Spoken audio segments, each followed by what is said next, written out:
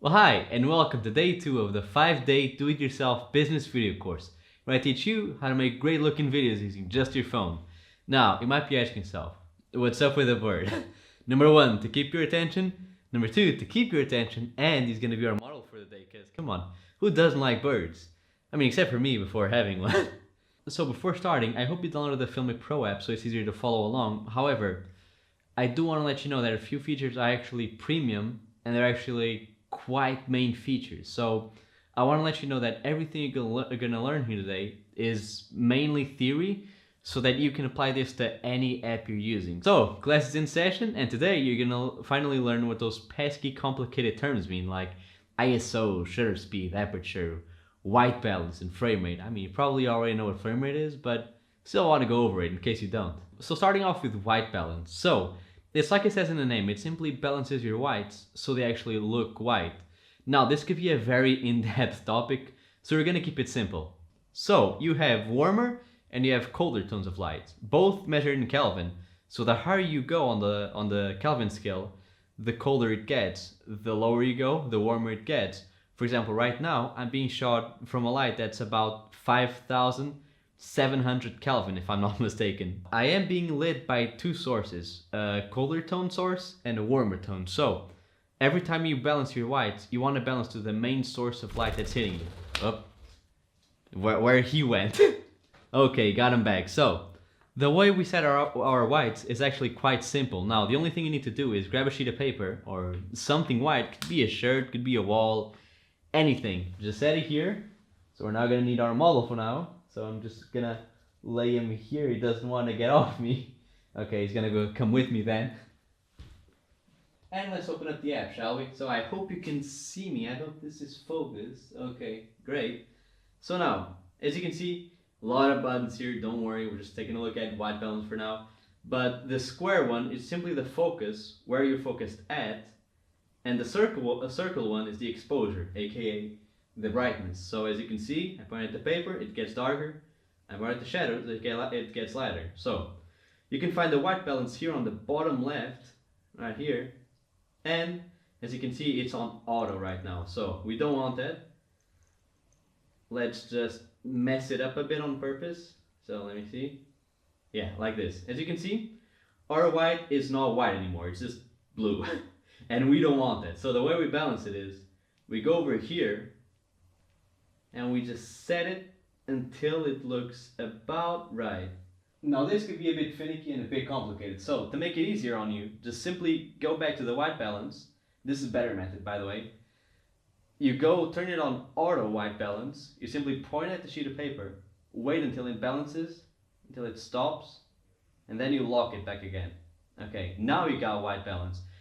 Because here's the thing, you don't want it on auto all the time, or else it's gonna be always just jumping from warmer to colder and keep shifting, and you don't want that. Now for what we call the exposure triangle, aka how bright your image is. Starting off with shutter speed and frame rate. I put this together because they go both hand in hand in video. And as you might know, frame rate is simply the amount of frames there are in a second. So for example, the higher you go, the smoother the image is and less blurry. The lower you go, the blurrier it is and the less smooth it is. So you might be tempted now to record everything at the, oh, there he goes again. We're gonna leave him there for now. Now I might be tempted to record everything at the highest frame rate, but there is a problem with that. Is that our eyes actually see at 23 FPS most of the times. And not only that, most movies are actually recorded at that frame rate. So our eyes are kind of used to watching at that frame rate. So for example, if you record at 60, it's going to be less realistic. So if you want a more natural look, use 23 or 24 FPS if I'm not mistaken in America. However, if you do want to record smooth motion, if there's high action things going around, I would recommend you put it up to 60 or the maximum actually. Not only that, the higher you go, the more you can slow it down after. So for example, if I want slow-mo footage, I'm gonna record at 60 FPS, then put the speed at 50%, now it's at 30. But if I use a record at 30 and then slow the speed down to 50%, it's gonna be choppy. It's gonna record, it's gonna be like 15 frames per second, so it's gonna skip a few frames. Following that comes shutter speed. You ever started recording and had that annoying little flicker waves? Well, that's caused by using the incorrect shutter speed with the incorrect frame rate. Now, what does that mean? Is that shutter speed is simply like frame rate, but with a trade-off. So the higher you go, the darker it gets, the image. The lower you go, the brighter it gets. And there's a rule in video that whatever frame rate you're recording, you need to double the shutter speed. So for example, if you're recording at 60 frames per second, you need to record at 1/20th of a second shutter speed. Always double the shutter speed of your frame rate. But if you're recording outside and the image is overexposed and you can't see anything, everything's white, you can fix it with two things.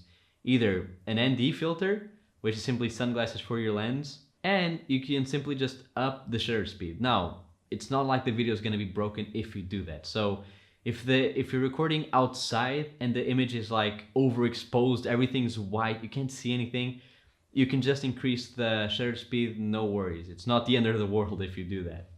Now, for aperture or f-stop, you know those gorgeous, creamy, blurry backgrounds you see? Well, they're caused by two things, zoom and aperture. So the more you're zoomed in, the blurrier it gets, and the wider the aperture, the blurrier and brighter the image gets. Now, for phones, this is kind of useless because most phones come with a fixed aperture, but it's still nice for you to know what this means.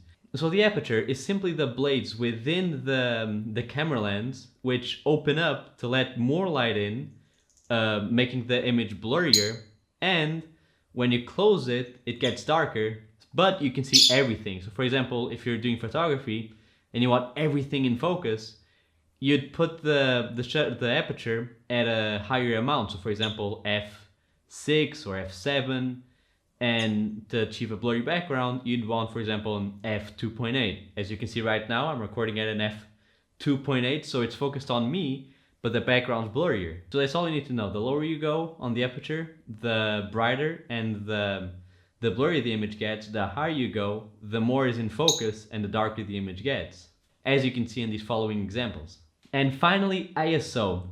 Okay, so think of ISO as the artificial way to increase light within the camera. Few rules to follow.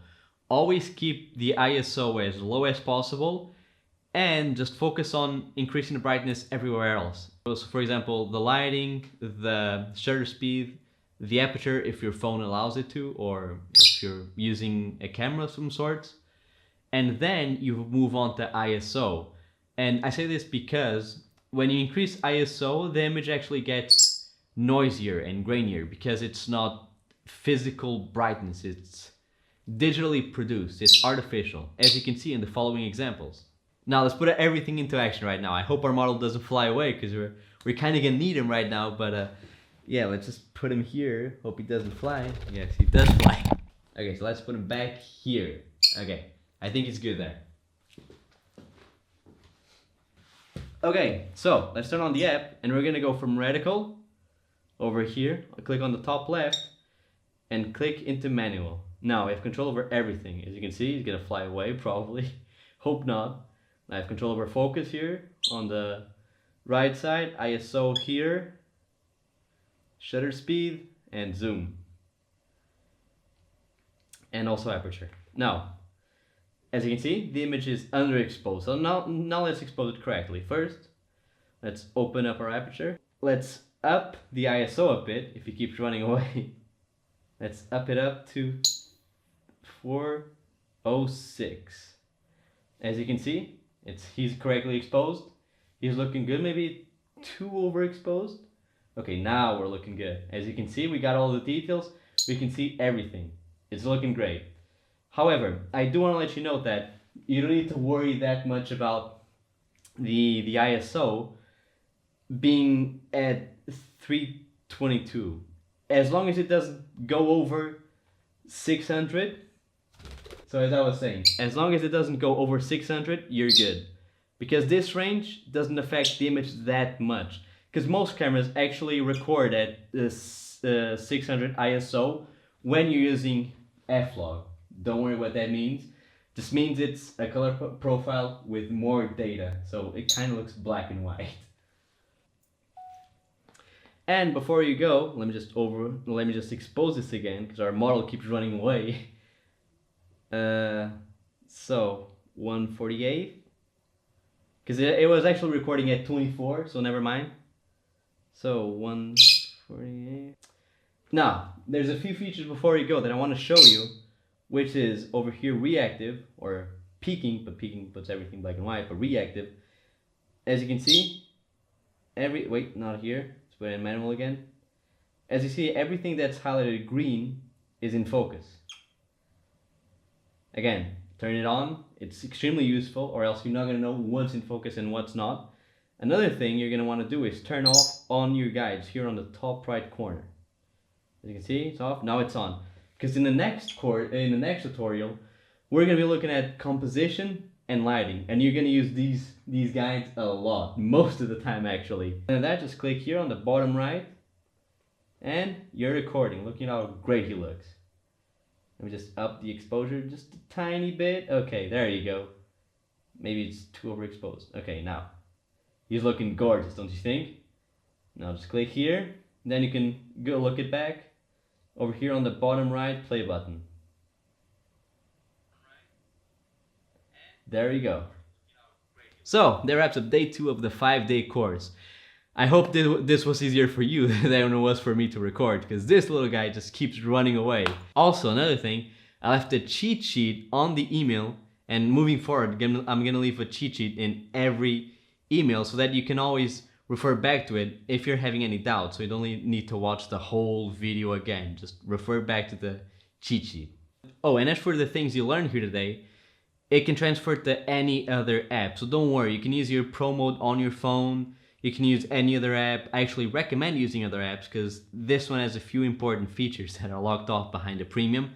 So yeah, today was just a theory, and you can use any other paid app or free app or your built-in Pro Mode on your phone. So I hope you enjoyed today's lesson, and I'll see you on the next one. Bye bye. Say goodbye. Ran away again.